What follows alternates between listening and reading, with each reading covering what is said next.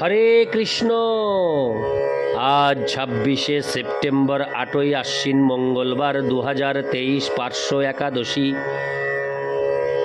আজ আমি শ্রীমদ্ ভগবদ গীতা পাঠ করছি। আজ আমি পাঠ করছি শ্রীমদ্ ভগবদ গীতার ত্রয়োদশ অধ্যায় প্রকৃতি পুরুষ বিবেক যোগের শ্লোক ৫, ৬ ও ৭। শ্লোক ৫। হরে কৃষ্ণ। नारायण हे नारायण भवभय हरणं नारायण लक्ष्मीकान्तं कमलनयनं मंगलचरणं नारायण नारायण है नारायण भवभय हरणं नारायण। श्लोक ৫। ऋषिभिर्बहुधा गीतं छन्दोभिर्विविधैः पृथक् ব্রহ্মসূত্রপदैশ্চৈব হেতুমদ্বির্বিনিশ্চিতৈ। অনুবাদ: এই ক্ষেত্র ও ক্ষেত্রজ্ঞের জ্ঞান ঋষিগণ কর্তৃক বিবিধ বেদবাক্যের দ্বারা পৃথক পৃথকভাবে বর্ণিত হয়েছে। বেদান্ত সূত্রে তা বিশেষভাবে যুক্তিযুক্ত সিদ্ধান্ত সহকারে বর্ণিত হয়েছে। তাৎপর্য: এই তত্ত্বজ্ঞান বিশ্লেষণ করার বিষয়ে পরমেশ্বর ভগবান শ্রীকৃষ্ণ সর্বশ্রেষ্ঠ শিক্ষক। তবুও চিরাচরিত প্রথা অনুসারে পণ্ডিত ও আচার্যরা সর্বদাই পূর্বতন আচার্যদের নজির দিয়ে থাকেন। আত্মা ও পরমাত্মা সম্পর্কে অত্যন্ত বিতর্কমূলক দ্বৈত ও অদ্বৈতবাদ ব্যাখ্যা করতে গিয়ে ভগবান শ্রীকৃষ্ণ সবচেয়ে গ্রহণযোগ্য প্রামাণ্য গ্রন্থ বেদান্ত শাস্ত্রের উল্লেখ করেছেন।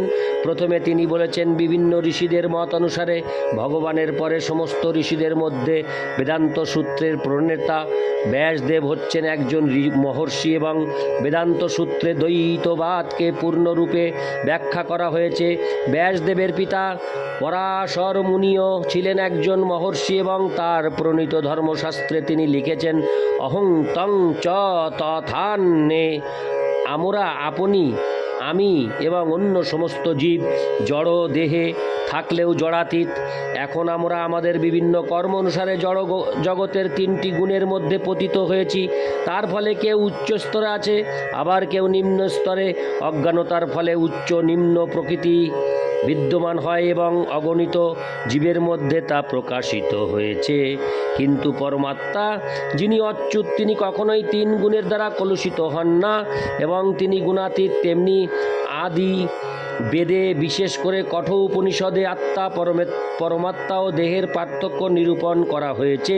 বহু মুনি ঋষি এই বিষয়ে ব্যাখ্যা করেছেন এবং পরাশর মুনিকে তাদের মধ্যে প্রধান বলে গণ্য করা হয়ে থাকে।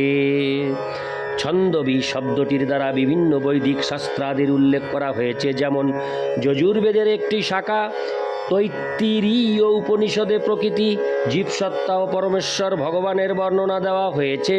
আগেই বলা হয়েছে, ক্ষেত্র বলতে বোঝায় কর্মের ক্ষেত্র এবং সেখানে 2 ধরনের ক্ষেত্রজ্ঞ আছেন, স্বতন্ত্র জীবাত্মা ও পরম আত্মা।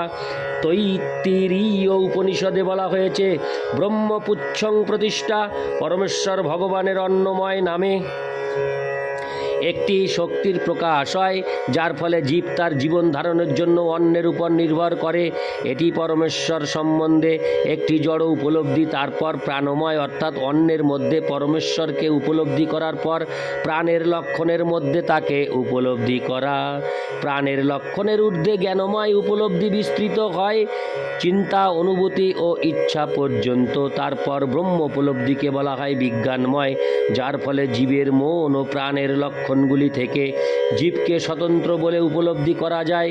তারপরে পরম স্তর হচ্ছে আনন্দময়, অর্থাৎ সর্ব আনন্দময় প্রকৃতির উপলব্ধি। এভাবে ব্রহ্ম উপলব্ধির 5টি স্তর আছে, যাকে বলা হয় ব্রহ্মপুচ্ছম। এর মধ্যে প্রথম 3টি অন্নময়, প্রাণময় ও জ্ঞানময় জীবের কর্মক্ষেত্রের সঙ্গে সংশ্লিষ্ট। এই সমস্ত কর্মক্ষেত্রের ঊর্ধ্বে পরমেশ্বর ভগবান, যাকে বলা হয় আনন্দময়। বেদান্ত সূত্র পরমেশ্বর ভগবানকে আনন্দময় ভাষাৎ বলেও বর্ণনা করেছে। পরমেশ্বর ভগবান স্বভাবতই আনন্দময়। তার সেই দিব্য আনন্দ উপভোগ করার জন্য তিনি বিজ্ঞানময়, প্রাণময়, জ্ঞানময় ও অন্নময় রূপে প্রকাশিত হন।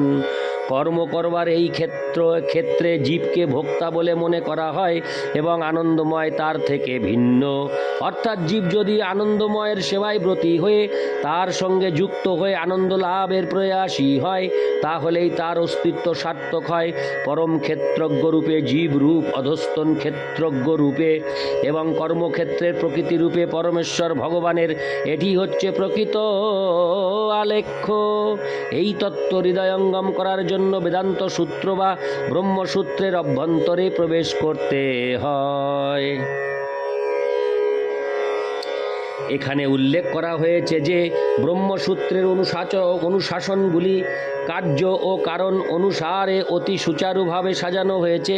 কতকগুলি সূত্র হচ্ছে নবিয়দ অশ্রুতে, নাত্তাশ্রুতে এবং পরাত্তু তশ্রুতে। প্রথম সূত্রটিতে কর্মক্ষেত্রের কথা বলা হয়েছে, দ্বিতীয়টিতে জীবসত্তার কথা বলা হয়েছে এবং তৃতীয়টিতে বিবিধ সত্তার সকল প্রকার প্রকাশের আশ্রয় স্বরূপ পরমেশ্বর ভগবানের কথা উল্লেখ করা হয়েছে। ইতি শ্লোক, হরে কৃষ্ণ। ইতি শ্লোক 5, শ্লোক 6 ও 7। মহাভূতান্নহংকার বুদ্ধির ব্যক্তমেব চ ইন্দ্রিয়াণি দশৈকং চ পঞ্চচেন্দ্রিয় গোচরা ইচ্ছা দেশ সুখং দুঃখং সংঘাতশ্চেতনা ধৃতি এতৎ ক্ষেত্রং সমাসেন সবিকার মুদারিতম। অনুবাদ: পঞ্চমহাভূত অহংকার, বুদ্ধি, অব্যক্ত, 10 ইন্দ্রিয়, মন, ইন্দ্রিয়ের 5টি বিষয়, ইচ্ছা, দেশ, সুখ, দুঃখ, সংঘাত, অর্থাৎ পঞ্চমহাভূতের পরিণাম রূপ দেহ, চেতনা ও ধৃতি, এই সমস্ত বিকারযুক্ত ক্ষেত্র সংক্ষেপে বর্ণিত হল। তাৎপর্য: মহর্ষিদের প্রামাণ্য বাক্য, বৈদিক ছন্দ ও বেদান্ত সূত্র থেকে এই জগতের মৌলিক উপাদানগুলি জানতে পারা যায়। প্রথমে মৃত্তিকা, জল, অগ্নি, বায়ু ও আকাশ, এদের বলা হয় পঞ্চমহাভূত। তারপর আছে অহংকার, বুদ্ধি ও প্রধান অব্যক্ত অবস্থায় প্রকৃতির 3টি গুণ। তারপর আছে 5টি জ্ঞানেন্দ্রিয়, চক্ষু, কর্ণ, নাসিকা, জিহ্বা ও ত্বক। তারপর 5টি কর্মেন্দ্রিয়, বাক, পানি, পাদ ও পায়ু ও উপস্থ। তারপর ইন্দ্রিয়ের ঊর্ধ্বে আছে মন, যাকে অন্তরিন্দ্রিয় বলা যেতে পারে। সুতরাং মনকে নিয়ে ইন্দ্রিয়ের সংখ্যা হচ্ছে 11। তারপর আছে 5টি ইন্দ্রিয়ের বিষয় বা তন্মাত্র, রূপ, রসগন্ধ, শব্দ ও স্পর্শ। এই 24টি তত্ত্বকে সমষ্টিগতভাবে বলা হয় কর্মক্ষেত্র।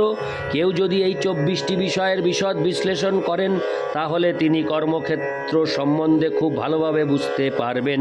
তারপর আছে ইচ্ছা, দেশ, দুঃখ, সুখ, যা হচ্ছে স্থূল দেহের অন্তর্গত পঞ্চমহাভূতের পারস্পরিক ক্রিয়া বা অভিব্যক্তি।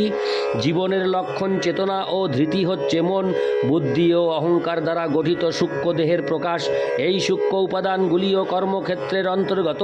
পঞ্চমহাভূতগুলি হচ্ছে অহংকারের স্থূল অভিব্যক্তি।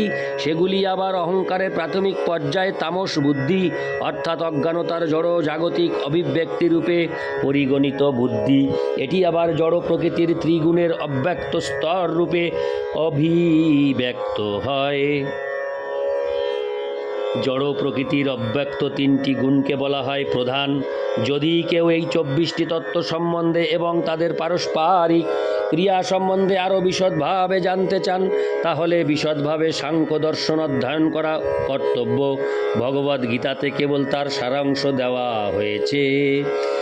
দেহ এই সব কয়টি উপাদানের অভিব্যক্তি এবং এই দেহের পরিবর্তন হয়। দেহের এই পরিবর্তন 6 রকমের। দেহের জন্ম হয়, বৃদ্ধি হয়, স্থিতি হয়, বংশবৃদ্ধি হয়, তারপর তার ক্ষয় হয় এবং অবশেষে তা বিনাশপ্রাপ্ত হয়। তাই ক্ষেত্র অস্থায়ী জড়বস্তু, তবে ক্ষেত্রের মালিক ক্ষেত্রজ্ঞ সম্পূর্ণ ভিন্ন। নারায়ণ হে নারায়ণ ভবভয়হরণম নারায়ণ।